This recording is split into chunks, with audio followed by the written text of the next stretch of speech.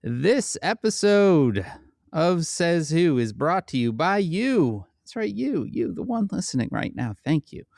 That's because you support us through Patreon at patreon.com/sayswho. That's our Patreon, where pretty much every Sunday, not the last one or the one before that, but the one before that, and the one before that, and the one before that, and the before that, a lot of them, most of them, every Sunday.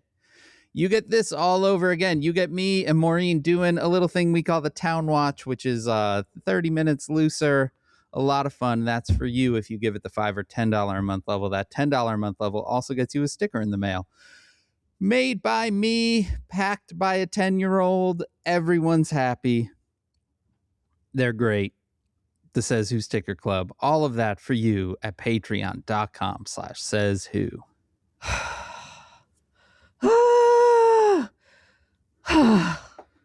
Books. I'm begging you to buy my books.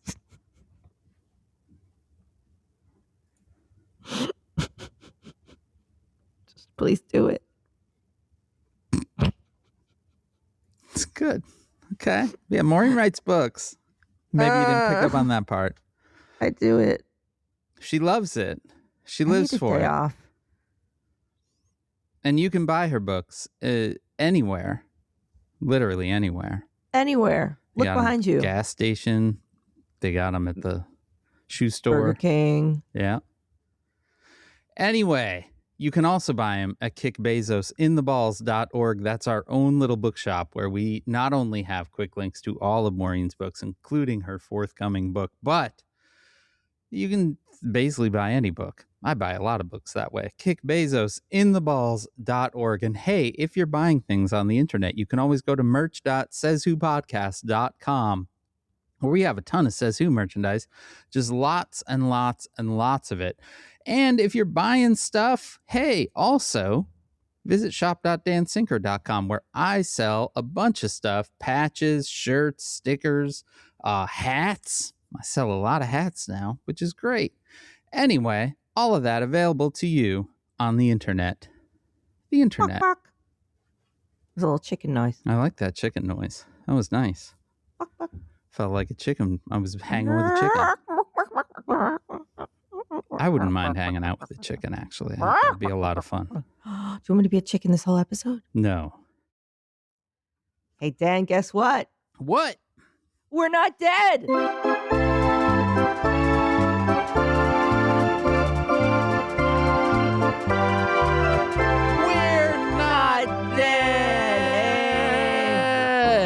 Hey, everybody. Congratulations. We did it again. That's right. Raise your glass, buddy. Oh, good job, everybody. We did it. Things are going great. I'm going to go back in time now to 2016 me and slap her across her stupid face. Just for no reason. It's not her fault. Just pop in, slap, pop back out. Yep. You dummy, slap. Beep.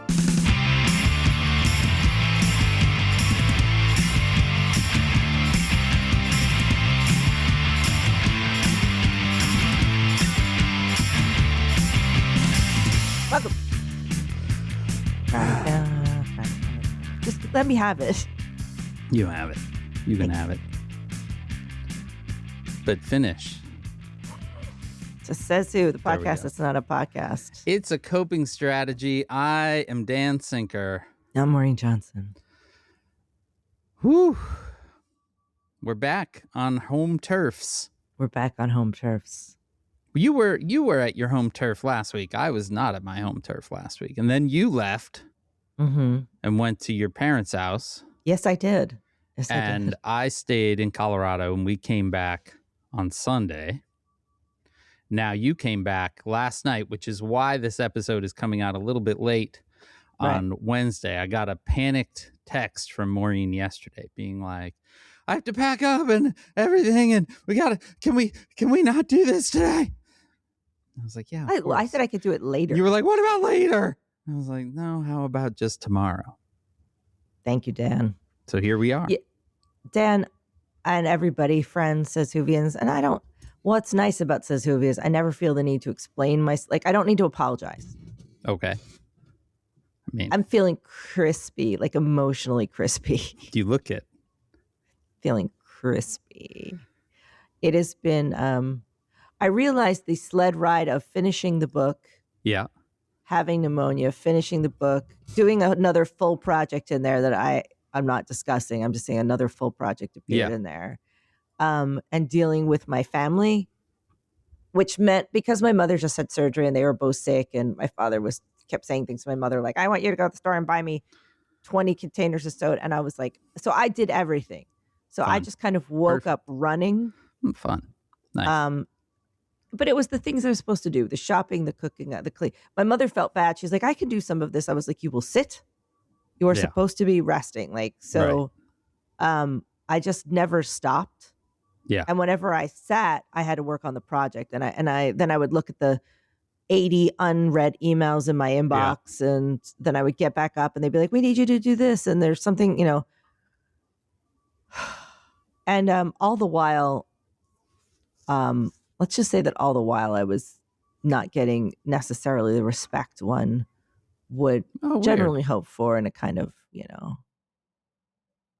general way. Not that I demand respect, just a kind of baseline. I got yelled at for buying his Diet Coke. He asked for it. I bought it for him and he was mad. Like it was constant. It's not great. It's not great. It's spicy. It's not great. And the way I just said it doesn't really convey how utterly. I think I think it's not the words that you said, but the way you said it, people understand. Right. It was. Just say the behavioral issues combined with calcified fox watching and other things can really do a number on a human personality. Yeah, definitely. You're home now. I got home. I'm still unpacking. Yeah. I had made the raw ingredients for the dog food, and I had to prep it last night because I was afraid if it was one more day in the fridge, it wouldn't be good and it wouldn't be safe to use. Okay. Like cooked chicken and stuff. So I was up till 10:30 or 11 packing and doing all of that, and I haven't even unpacked my suitcase yet. I just feel like you could be making choices that make your life easier instead of harder. I think I need a break. However, I will. Well, two things, Dan. You'll all be glad to know. Now, you don't know about this, but I know you'll be glad to know it anyway. Okay. That the kitchen Venetian blind has arrived. Now, okay. What happened, Dan, was that I decided that the roller blind for our kitchen was long dead, and I took it down. I was like, what we need is a snap-in blind. Okay. That'll help reduce the heat in there in the summer. Uh-huh. It's a sensible thing to want. Yeah. So I ordered one from a nice place, this company that makes them. They look nice. I ordered one. Okay. Well over a month ago. Okay. And it didn't come, and it's a nice blind. It's a zebra blind, so it's it's a roller blind but different colored strips, so you can make it completely dark or partially light. Okay. And it's like a pale yellow. It's nice.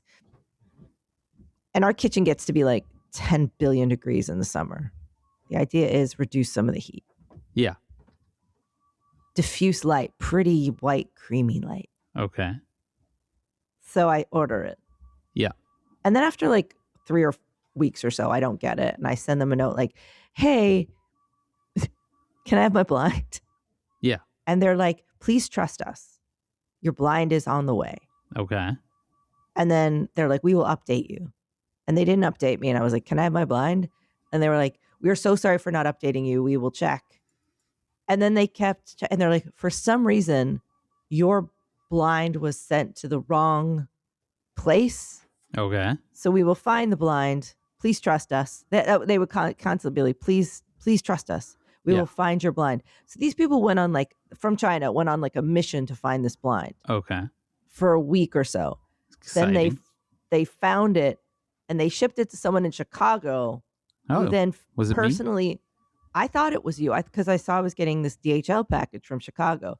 Now we're talking 3-4 weeks in here or something. Okay. And they get someone to take the blind and personally DHL it to me. Oh. Like to get it to me. Okay. And I was excited. It came and I opened it up and it was a drill-in blind. It was a wrong blind. And I wrote to them and I was like, hey, listen. But at this point, we're friends because we talk all the time. And Yeah, like, yeah. You guys are tight. And I was like, listen, this is a drill-in blind. Yeah. And they're like, can we see it? And I sent pictures. They're like, we are very sorry. We are immediately making you a new. Please trust us. Okay. We are making you a new blind right now, and we will express ship it. We are very sorry. Please trust us. Please, we will give you. You do not have to send that blind back. Just you can do whatever you want with it. We will send you a new blind. We will give you a discount on the net. Please trust us. Okay. Like the one thing you have is my trust. Listen, it hasn't been easy, our journey, but the one thing I know is that you, Yo-Yo Decor, have my back. Yeah. You seem to be the one person in the world that wants to make it right. They're really working to please you. Well, it arrived. They DHL'd it. Okay. It came last night. Yeah. And I'm happy to report because I installed it last night. Yeah. Installation time, 30 seconds. Nice. Made perfectly to fit. You just twist a little. You just go, boom, in. Boom. Works very well. So thank you, Yo-Yo Decor. You know, my trust in you. But every email was, please trust us. Please trust us. We are so sorry. Please trust us. It was like, it really felt something.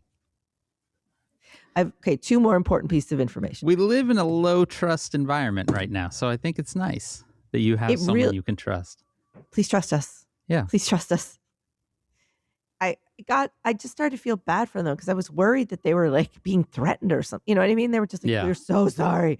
Oh my God. And I was like, my friends, it's okay. We'll get through this together. You're not like that company when I tried to order a hammock and they tried to get me to join their hammock army because their supplier was. So I tend to get very involved in the supply issues. Oh, trust me. Oh. Trust me. I understand that feeling. 2 more things that are very important. Oh, good. People are really wrapped right now. They're locked in. Great. Yeah. Okay, everybody, hold on to your ass. Now, I may have told you my quest for the perfect simple planner was thwarted. Yeah. No, don't look at it. We have another square to fill in. Don't look at it. Stop looking at it. Yeah. But I finally found the standard planner one that I've been happy with. Then my friend Jay came over the other day, and if he doesn't slap down exactly what I've been describing all this time, and I leap upon it, I was like, where did you get this precious thing? Yeah. It's perfect. It's so simple. This is exactly what I wanted. He's like, I know. It's perfect. It's just plain and simple. Now I'm starting to think Jay and I just share one brain. Yeah. And he said that he couldn't find what he wanted and that this is what he finally found it. You know where he found it? Staples. Yeah. Staples. Yeah. He said because he didn't have one, his wife bought him a fancy one. Yeah. I think a leather bound, really nice one. And he's like, I don't know what to tell her. Like, I like this one more. Yeah. Well, Dan came over again. He brought me one. Okay. Just as ring bound, thin. Yeah. Looks like maybe like a plastic cover. Look at that. Says 2026 on it. Okay, this is just like your dad's desktop calendar book thing. Yeah. This is what you've been searching for all this time. Look how flat it is. A businessman's desk calendar from 1986. It's different from that, Dan. It's not that. It? Yes. You have the vibe wrong. It's that it lays completely flat. Right. And it's so simple that you can it's like having a cartoon book. Like there's no doodads. Right. I have the vibe exactly right. My dad had this exact planner on his desk in the mid-'80s. Then tell me why my artist friend knew it was so perfect and then I knew it was so perfect. Oh, explain that, Dan. Explain that. Explain it. Explain it. Anyway, I'm looking up at the shoe board and I'm realizing very sadly that Maureen new planner is not on the board. However, However, shoe board update. yes. Pam Bondi out is official. Yeah. I'm crossing it out. Pam I'm just Bondi looking. out. I think that I don't know if I can discuss it, but I do have a side quest now. Oh, that's true. You do. You do have a side quest. You can't discuss it yet, but yes. I very much have a side quest. You have a side quest. So that one's going out too. Boom. I'm only two away on my board configuration, one of which I feel like will happen, which is AOC announces against Schumer. Listen, at this point, anybody announcing against Schumer would be a... We have a lot of invasions, and we did not choose so far, at least, where we've invaded on Venezuela. We didn't choose. We have Taiwan, Cuba, and Greenland. Yeah. Or no, China invades Taiwan.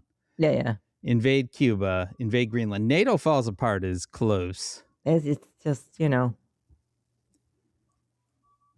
Well, that was exciting. 2 shoe updates. Yeah. That is exciting. So, last exciting update, Dan. Oh, okay. After doing all those stuff last night, I crawl into bed. I'm like, oh, I'm so tired. Yeah. I feel like I'm living inelegantly right now, and I would like to. And elegance isn't like, look at me, I'm wearing diamonds. Elegance is an ease. Elegance is an ease of purpose and effort. Yeah. Pointed in the right direction with the right feeling. Man, that is a motivational poster waiting to happen. There you go. That's just off the You top. just off need the dome. like a cat with a tiara. Yeah, off the dome. Yeah. Middle of the night, around 2 a.m, Dexy gets up. Yeah. Scratches at the door, whimpers. Not like her. Okay. And I open the door to see where she goes, and she runs to the door. Oh, good. She has to go out. Yeah. But I noticed that my friend, the air purifier, hello, it's me all this time I've been in the background working and you haven't heard from me. It's because I'm so quiet. It's because our living room smells like an entire KFC. Like, it is like we have been cooking. Truly, it was nuts. I was like, who has been cooking 25 batches of fried chicken in my living room? It reeked of freshly frying chicken. And I looked over at the girl, hello. And she's up to red because she's like, this fried chicken smell at 2 a.m. Why? I think so. She's gunning it because there's so much fried chicken smell in the. I do not know what was going on. It wasn't in the hall. It was just coming. Sometimes it comes out of the vent from a lower apartment or. Wonderful. What a nice way to live. Dan, when you live in a large apartment in New York City, sometimes you have to figure out what, especially if it's windy, the smells will get kind of sucked through. So it could be an up-down smell. It could be a sideways smell. You just don't know. I think it smelled so much like fried chicken, it woke the dog up. Like, truly, it was bananas. But she also needed to go for a walk. And she was very single-pointed. Like, I have a situation going on in my backside. Pointed walk. Years and years and years ago, Janice and I did a road trip out west. This was 2 dogs ago. Our dog Lucy, which was Janice's dog when we first met. Janice already had Lucy, but it's what I mean. We stayed in Minneapolis with my friend Dave Gardner. And he lived at the time above a Greek restaurant. And Lucy did not sleep that whole night because she just paced around the apartment sniffing, trying to find the sort of like errant gyro that she knew was there somewhere. The other thing that was amazing about that trip was Dave, who has just impeccable taste in music, was like, let me pack you some CDs to take with you on your drive. This was like, we used to ride rough out on the road. Janice had a Toyota pickup that post 911, my friend dubbed the Mujahideen machine because it was essentially the exact same pickup that you saw barreling through the deserts. No air conditioning. It was black. But we had a disc man with one of those cassette inserts, right, to listen to CDs. But we didn't have that many CDs with us. So Dave was like, let me pack you some CDs. I'll put them in this little case. And it was like this little leather satchel that they went in. And we were on the road, long far down the road now. We were like, oh, let's listen to some of Dave's CDs. We opened the little satchel and it was like, oopa! Like the smell of grease came flying out of the satchel. Like the whole cab of this little truck suddenly smelled like a Greek restaurant. Hey, there's worse things. Yeah, there are definitely worse things, for sure. Well, if you wanted to just bask in the smell of fried chicken, you should have been here at 2:30 in the morning. I kind of always want to bask in the smell of fried chicken. I didn't really want it, but there are worse things. Speaking of fried chicken, 2 weeks ago, I was in Muncie, Indiana, working on research for my forthcoming book. And I witnessed the most incredible / unhinged thing I have ever seen in the fried chicken realm, at least, which is in Muncie, Indiana, directly next door to each other is a KFC and a Cane's, Raising Cane's chicken fingers. Literally next door to each other. You could drive into one and then drive into the other. And it was like, this is... And then, like 3 doors down was a Chick-fil-A. This is... They need to spread that fucking fried chicken shit out in Muncie. What are you doing? When I was last on tour, one of the bookstores I was at, and I feel like it was Arizona. It was like the first stop, and it was August. And I remember walking around, and it was 117 degrees out. Yeah. And we drove, I think this is where it was, and we drove to the car came and took me to, or I got a lift over to the store. And I looked over and I said, do you have across the street from you a combination Pizza Hut Votech school? And wow. They did. Yes. It was a combination Pizza Hut Votech. The thing that I love about Pizza Huts is they'll stick that shit anywhere. They really will. Anywhere. We were in one of our treks with the trailer.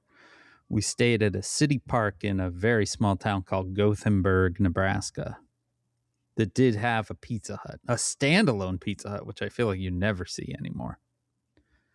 And so we ordered a pizza and a salad.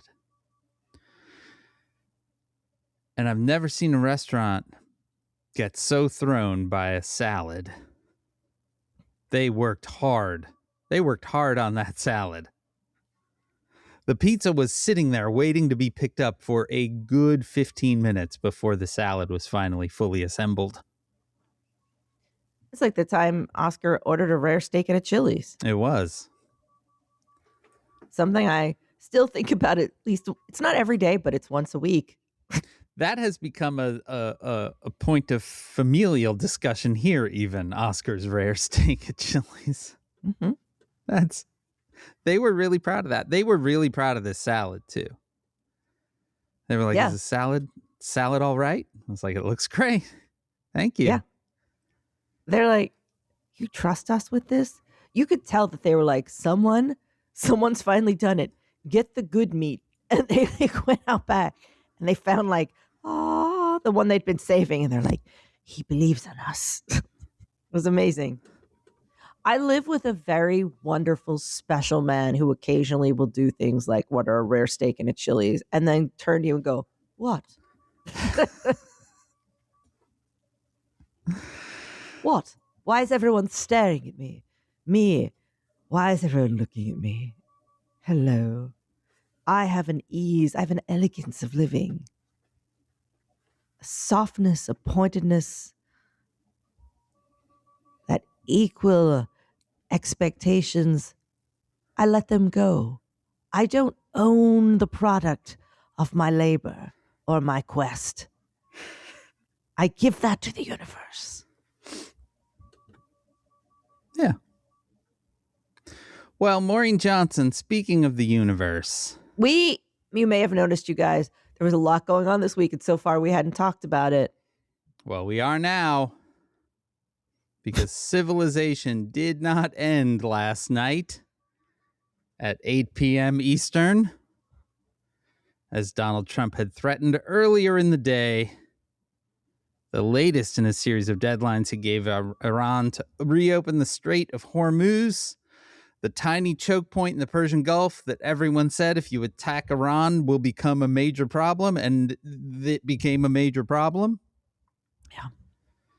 On Easter Sunday, that holiest of days, the day that Jesus rolled back that rock and strolled on out, Donald Trump offered this thoughtful post. Tuesday will be Power Plant Day and Bridge Day, all wrapped up in one, Iran. There will be nothing like it. 3 exclamation points. Open the fucking strait, you crazy bastards, or you'll be living in hell. Just watch. Praise be to Allah. President Donald J. Trump. You know, I've read it and I've even said it out loud, but hearing it back, it's still, every time it gets me. Yeah. Open the fucking strait, you crazy bastards. The thing that gets me is that he actually put an apostrophe after the N in fucking. Yeah. Yeah. He didn't type that. That's taking pride in your work right there. I don't think he typed that. That's why I was like that. Well, I don't think he typed it either. But somebody put a apostrophe at the end of that. There's just one, you just see a bunch of shiny suits and little tiny shoes. Just a row, just you panning along. Shiny shoe, tight shoes, shiny shoe, big shoes, tiny shoes, little knob-headed, blah, blah, blah. And then just all of a sudden, all in velvet with a big hat with a plume. Yes, it's me. I'm the poet.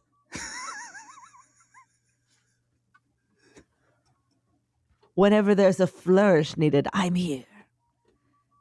Oh, you need me, sir? Yeah, tell him to open the fucking straits. Sir, a note. Fucking yes. And exclamation points, I think 3. I've always been convinced that there are 2 things that mark either an old person or a sociopath. Okay. And that is a space between the last letter and the exclamation point. And I can let that go. Oh, I don't know that I can. So like you would write a word and then a space and then an exclamation point? Yeah. Some people do that. They leave a space before the punctuation. Okay. It makes me uncomfortable. I don't know that I've ever seen it. I'm sure I've seen it, but I think my brain just won't let me accept it. Your body itches all over. Yeah. 2 exclamation points though. I do 2 worries exclamation points sometimes. Oh, but it's so 3. Okay. 1, obviously. Oh, I get what you're saying. Any other amount of points beyond that. Yeah. But for some reason, 2. Okay. I'll give you that. Oh. Wow. Maureen's video just exploded in balloons for some reason. I held up 2 fingers and balloons came. Sure. You know. Hey, what did you just say? Get out of here. We don't need you. Shut up. You shut up. You shut up. Oh no, they're both. Oh, no. I told you this would. I told you this would. I told you. Wait, both of you, out. Anyway, that was his Easter greeting. I don't know if he gave other Easter greetings, but that was the first Easter greeting. Yeah. This is a man that some religious people say was like brought to us by God. Mm-hmm. He did spend the Easter egg roll, not on Easter, at the White House, ranting about the war, standing next to the Easter Bunny. And then I saw a little video clip of him sitting with children, which already makes him very uncomfortable. And what is he telling these children about? He's telling them about Joe Biden's auto pen. I'll tell you about Joe Biden's auto pen. It's always full. He told you to shut up. You shut up. You shut up. That pen is always ready to go. Shut up. He told you to. You're not supposed to be talking anymore. The 1%. Stop it with the fucking 1%. Sorry. Anyway, that's how Easter went. Claiming Tuesday will be essentially War Crimes Day. It's important to point out that purposefully targeting civilian infrastructure like power plants and bridges, generally accepted as war crimes. Well, Infrastructure Week gets earlier and wilder every year, Dan. Yeah. Tuesday morning, comes around. Donald Trump posts again. A whole civilization will die tonight, never to be brought back again. I don't want that to happen, but it probably will. However, now that we have a complete and total regime change, where different, smarter, and less radicalized minds prevail, maybe something revolutionarily wonderful can happen. All caps, who knows? We will find out tonight, one of the most important moments in the long and complex history of the world. 47 years of extortion, corruption, and death will finally end. God bless the great people of Iran. That's how we all woke up yesterday, Maureen. A whole civilization will die tonight. As I was running around doing stuff, I would come back and check Blue Sky, and people were posting things like, well, since this may be my last meal, I decided to go out to the coffee shop and get that muffin I've been really craving. Yeah. Yeah, I solved a tax mystery before the world ended. That was my big. I was like, yes. Got that one wrapped up. Nailed it. Come, death. You have no sting now. Thanks, poet. I have to say, there was a moment.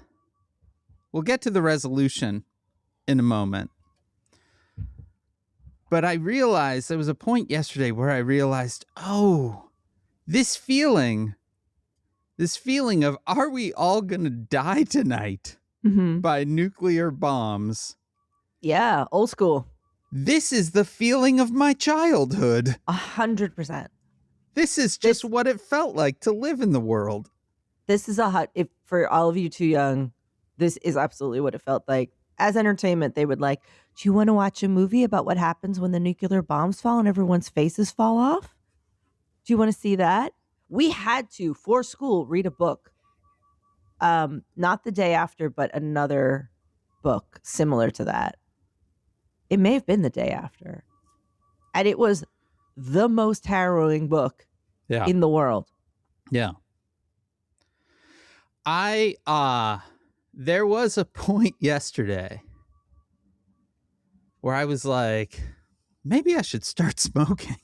I don't know. Why not? What matters anymore?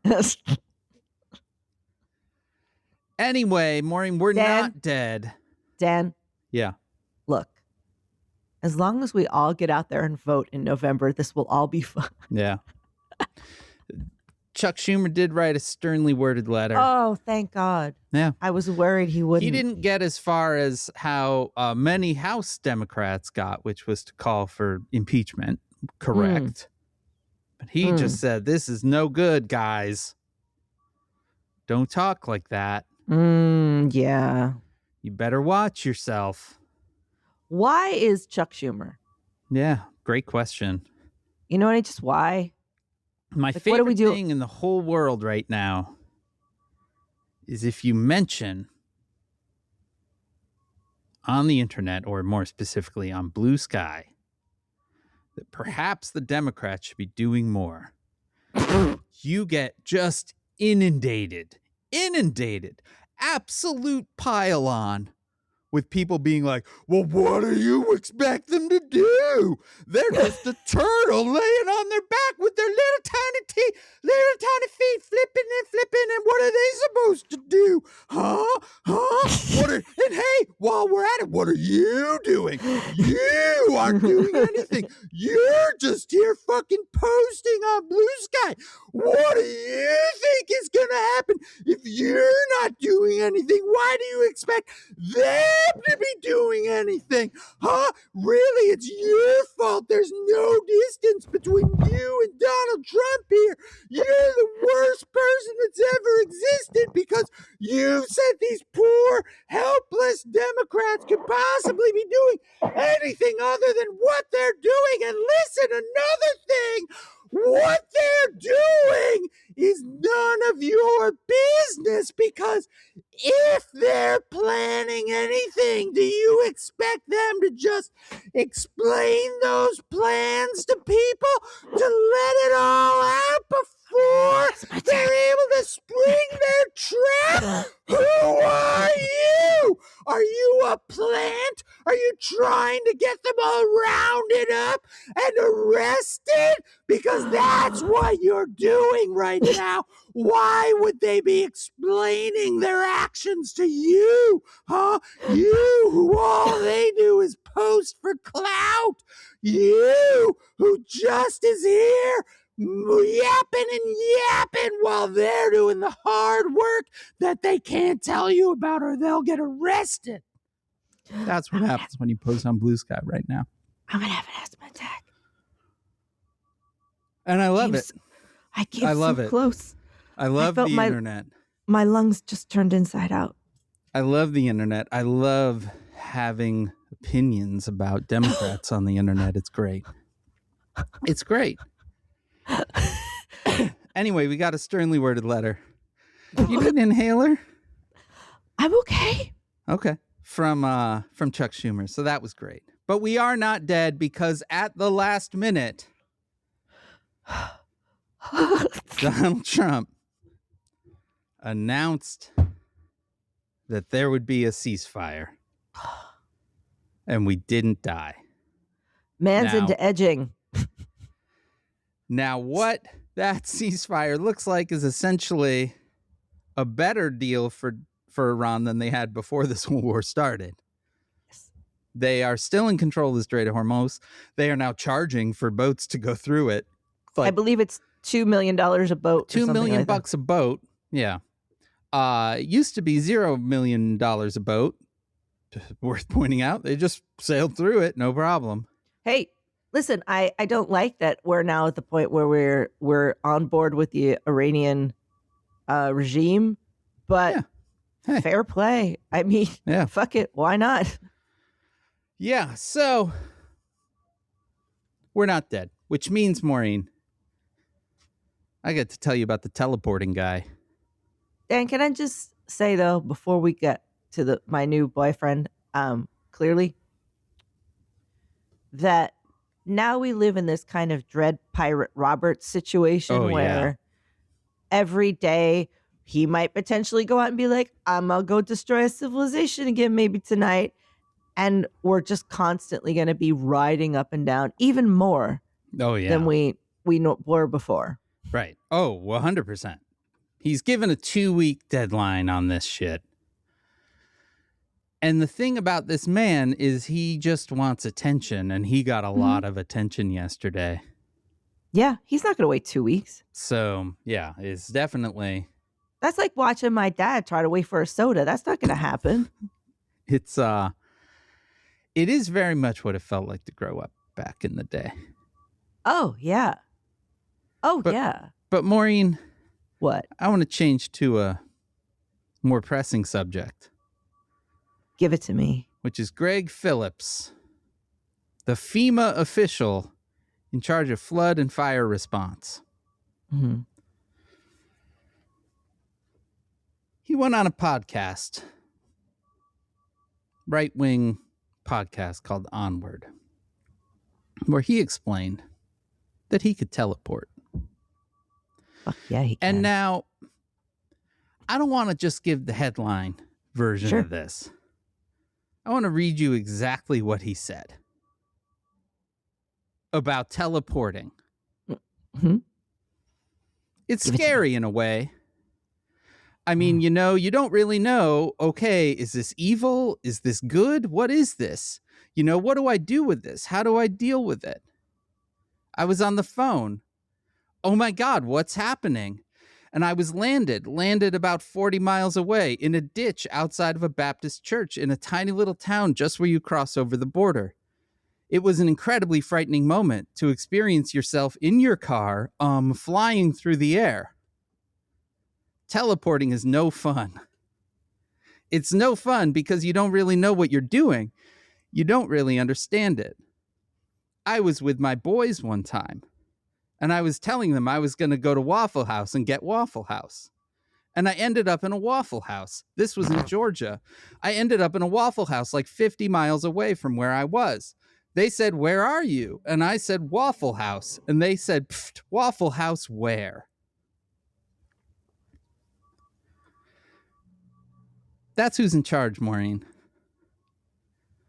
of FEMA response when your house burns down or when your town square is flooded. Dan, I say we hear him out. Yeah, well, okay. He doubled down after getting a fair amount of ridicule. Why? For this traumatic experiences he lived through twice. He wrote on Truth Social that the incident took place while he was heavily medicated as part of his cancer treatment. Oh, okay. But he also described it as a miracle performed by God. It's harder now. It's harder now. No, it's not. The word teleportation was not mine. It was used by someone else in the conversation, reaching for language to describe something with no easy name. The more accurate biblical terms are translated or transported, not new ideas for people of faith. Dan, I had a friend who, it was his last night of study abroad in England, and to help him celebrate, his friends gave him a weed brownie. Okay. That was so, let's just say he ate a brownie in London and woke up in France. Yeah. Because they'd put him on a boat. Yeah. And as far as he knew, there was no space between sitting on a chair in London eating a brownie and waking up, not just on he was somewhere in France. He had left the boat dock area and it was mid-France. When he kind of went, "Hey, I'm in France now." And there was no interim. I think the proper... I don't really believe in miracles. Right.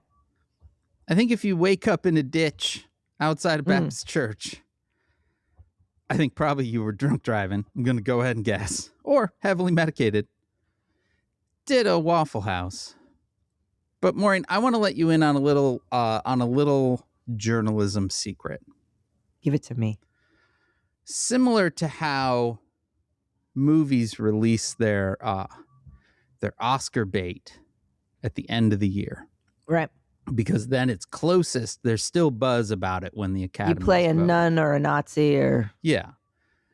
Journalism releases their big investigative, hard-hitting or beautifully written stories near the end of the year because that's closer to when the Pulitzer Committee is voting on stuff. Which is why it was surprising that the New York Times here in early April dropped the easy contender for the Pulitzer Prize, titled, "No one at Waffle House remembers FEMA official who says he teleported in." The true heroes work without expectation of reward. I know. This is written by Richard Fawcett, though I will point out there are 2 additional reporters given credit at the end of the story, too. 3 people worked on this story. You got to check it out. Shastoni Burge has worked for a decade as a Waffle House server in Rome, Georgia, much of it on the night shift. She said she was once punched in the face by a customer. She saw someone overdose in the bathroom. One night, a man took all the steak knives and threatened the staff with them. But she has never seen anyone teleport to the place. I've seen it all, Miss Burge 38 said, but I've never seen that.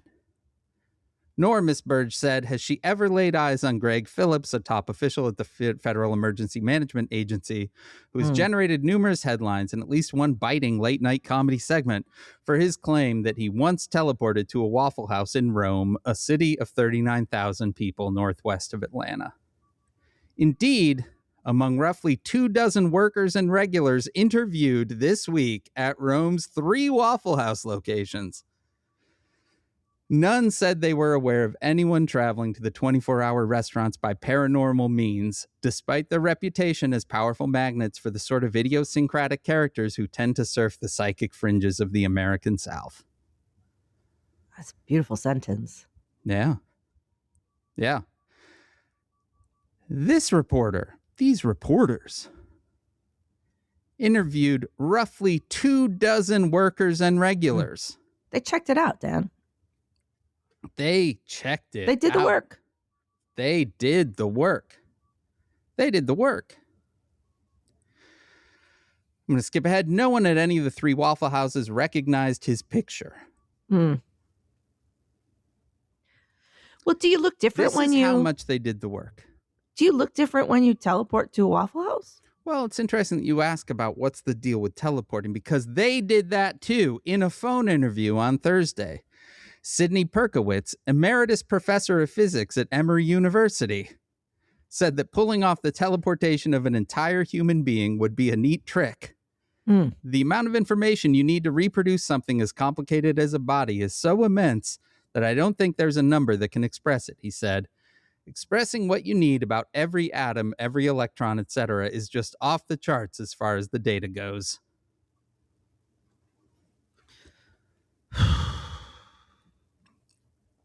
Well, I mean, I have no reason to doubt him. I just need to wrap this one. At the Waffle Houses of Rome this week, Mr. Phillips' assertion of supernatural travel was met with skepticism.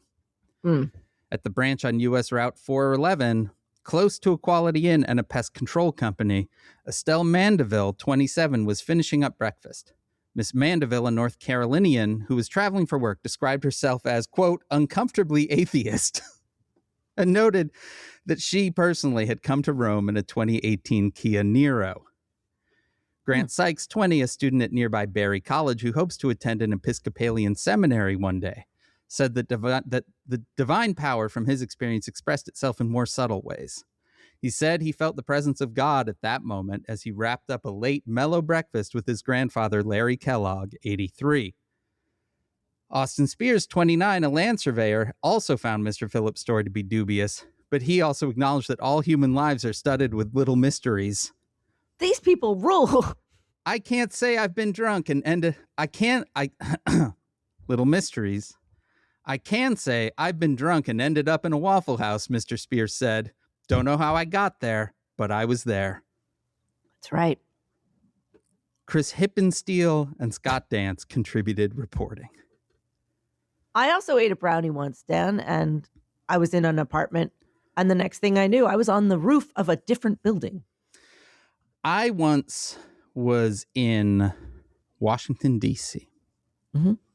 For the Book Expo America conference. And there was an open bar. And it was supposed to be only beer and wine. Ooh. But the woman working the bar, laughed when I walked up and asked for a whiskey. She was like, well, I can't do that. And I was like, that's too bad. And she was like, okay, for you, sure.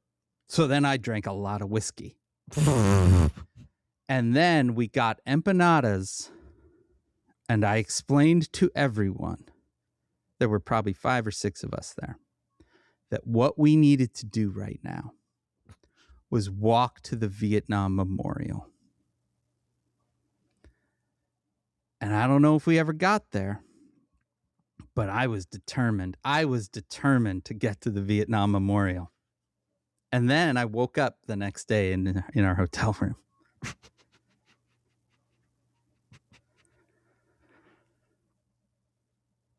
I called Janice later. This was when the big one was still a baby.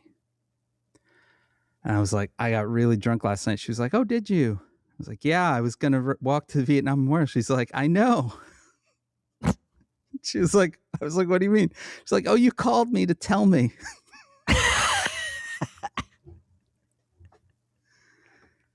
That's the best. She was like, and you said you loved me a lot. Aw. And I was like, well, that's good. She's like, but you were going to the Vietnam Memorial.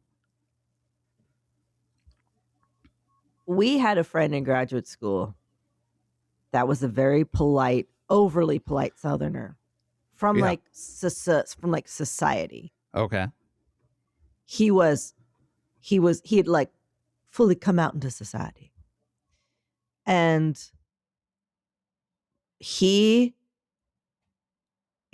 we knew that if he drank tequila, he was deliberately doing it to bring out the other version of himself.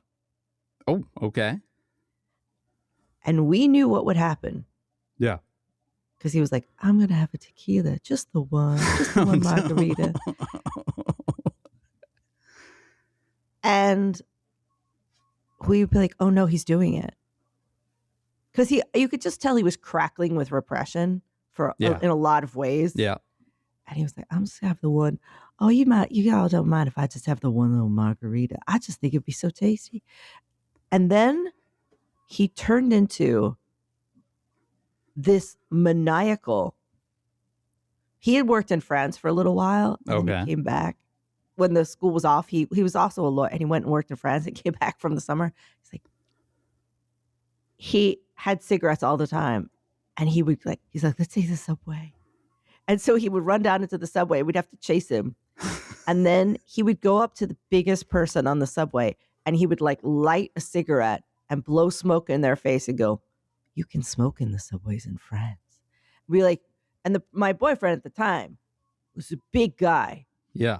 A friend of his, like they were in the same program. So he's a big guy. And he was like, they're going to kick my ass because he's little. They're going to kick my ass because I'm the big guy. And I was like, you need to get away from him. And he's like, come over here. You could smoke in the subways in France. And then he was just deliberately like baiting people on the subway. Yeah. Then he would run out of a subway and start running down the street. He would jump out of cabs and start running down the street. Yeah. And everyone would have to jump out of the cab and follow him. Fun. Yeah. When I was probably mid-20s, we lived down the street from early 20s, mid-20s. We lived down the street from Dunkin' Donuts. That was a remarkably incompetent Dunkin' Donuts.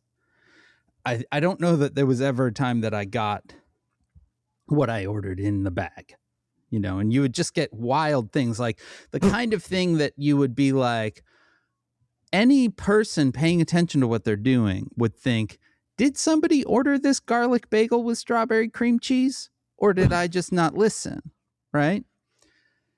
Anyway, similar to your friend, my roommate, Sarah, when she got drunk enough, and the Dunkin' Donuts was open 24 hours, would rush downstairs, run toward the Dunkin' Donuts to apply for a job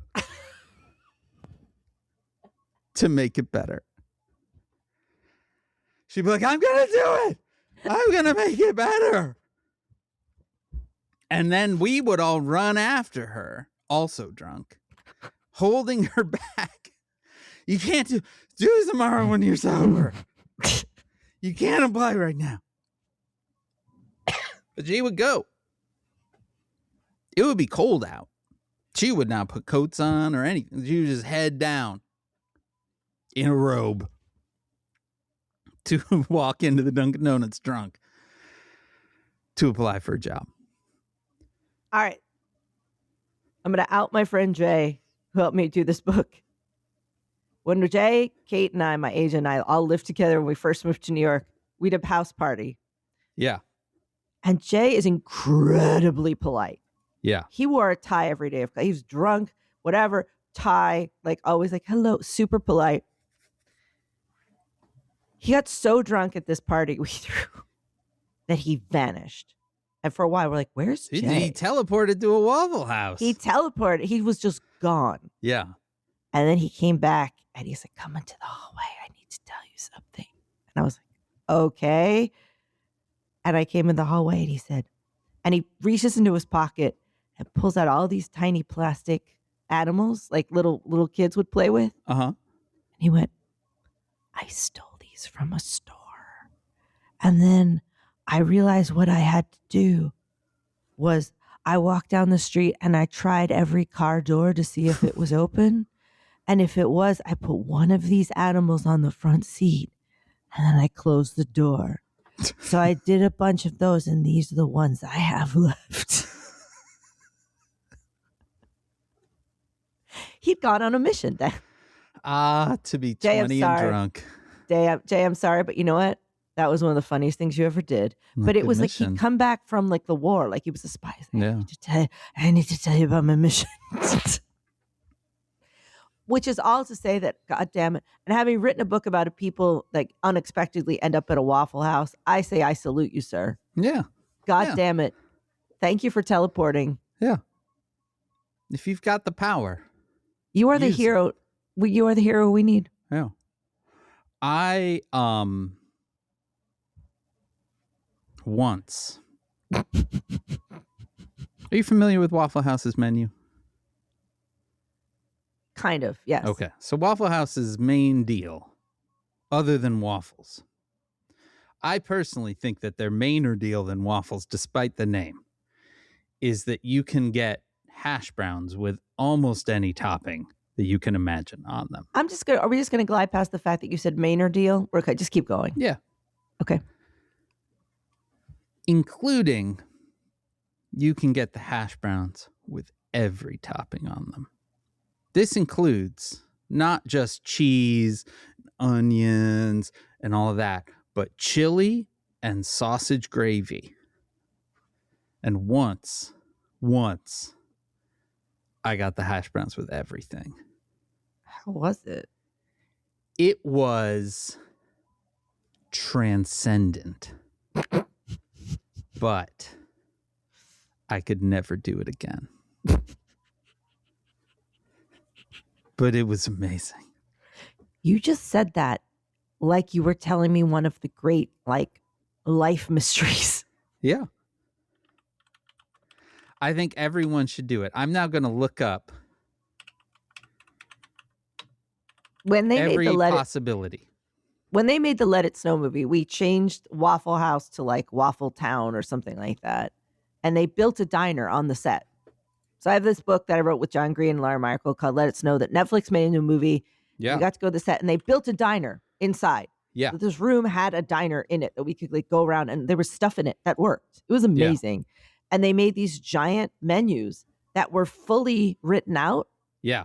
But they put throughout them like little jokes with our names in them. Yeah. So there's the Johnson name is like somewhere like on a store. That's and amazing. My mother is they made my mother into a little into a little Floby character. Yeah. But yeah, I have the menus and they have like all these That's little incredible. They went to that much trouble. So they call them hash browns all the way when you do it fully covered. And this is what you get. Hash browns with grilled onions, melted American cheese, hickory smoked ham, diced tomatoes, jalapeno peppers, grilled mushrooms, topped with chili and sausage gravy. It's amazing. It really is amazing. Sounds like some of those things don't go together. And I'll never do it again. But it was amazing. Like chili with gravy on it does not sound good. Yeah, I mean a sausage it's like a biscuits and gravy style gravy. So it's not like it's real like soupy gravy. It's like a creamy, thick, chunky gravy. Yeah, but that I think is their most avant-garde combination. Hat on a hat, though, I think. It is definitely hat on. I mean, the whole thing is hat on a hat. You know, usually you just say, like, I want the hash browns with grilled onions and cheese, right? Like, that's your usual. Everything else is hat on a hat on a hat on a hat. But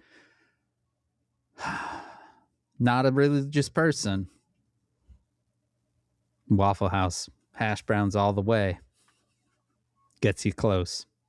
Anyway, Says Who is made possible by you through your support of our Patreon at patreon.com/sayswho. That's our Patreon, where pretty much every Sunday, and this Sunday is one of those pretty muchers, you get this all over again.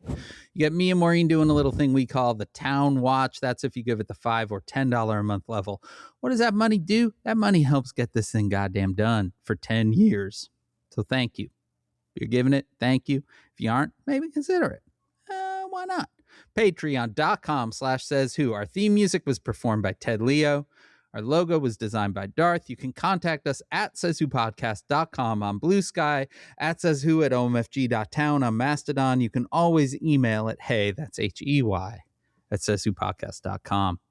Join the discussion on Facebook at /group/SaysWhovians. Our Facebook group is moderated by Janice Dillard. Thank you, Janice. If you want to join the fan-run Discord server, visit tinyurl.com/sayswhodiscord.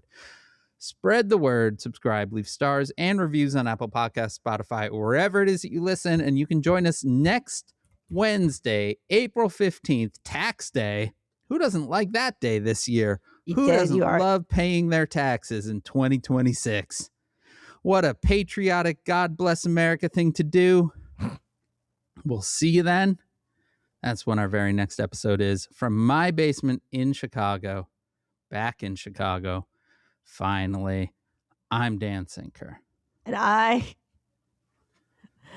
I'm Maureen Johnson. Just glad to be here. Oh, and this has been Says Who. Just glad to be here. That's good. It's good to be glad to be here. You know what we should listen to right now is that song by the New Radicals, Don't Give Up. That song slaps. I recommend it. What is that one?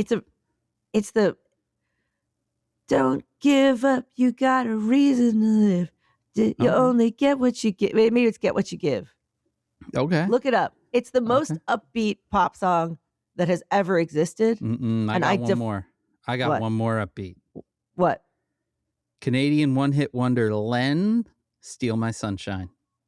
That shit fucking slaps, and every time I hear it, it makes me smile. You guys can test this for yourself. I say listen to the New Radicals, and I believe it's Get What You Give. There's a Canadian that's going to write me a letter to be like, Len had more than one hit. But yeah, it's New Radicals. You get what you give, and you can try out Dan's suggestion, which is wrong, but I've solved it for you. Correct. It's correct. Says Who.